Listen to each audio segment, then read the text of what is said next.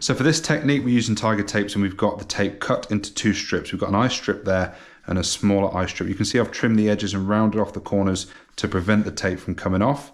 Also important to prepare the skin thoroughly, make sure it's clean of any massage lotion or wax, and you can also use some antibacterial hand gel just to really help the tape to stick on there, and possibly even some pre-tape spray. So for the first strip, we're going to take the bigger eye strip and let's make a tear in the backing paper about 1 inch from each end.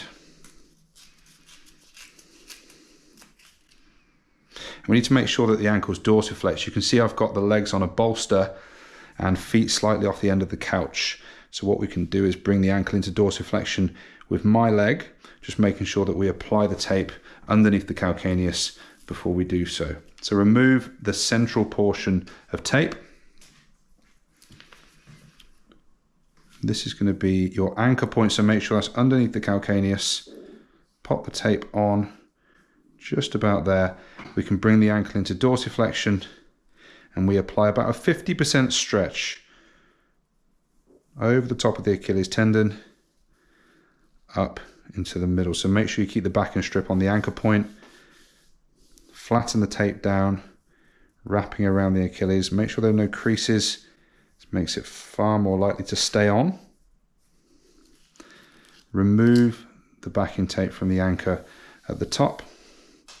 And we can also remove the backing tape from the anchor below. Apply those with no stretch and make sure that everything's flattened down to the skin.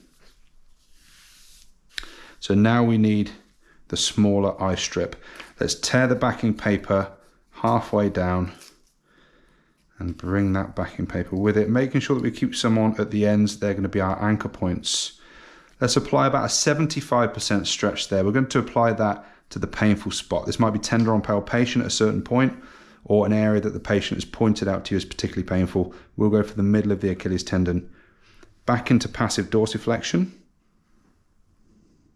75% of a stretch on that tape over the painful spot, keeping the backing paper on over the anchors. Apply that under stretch. Then we can remove the backing paper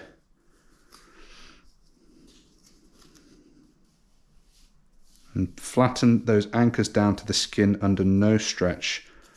We need to heat the adhesive up to really get it activated, to make sure it's going to stick. We can do that by folding some of that backing paper and applying some short, sharp frictions to the tape.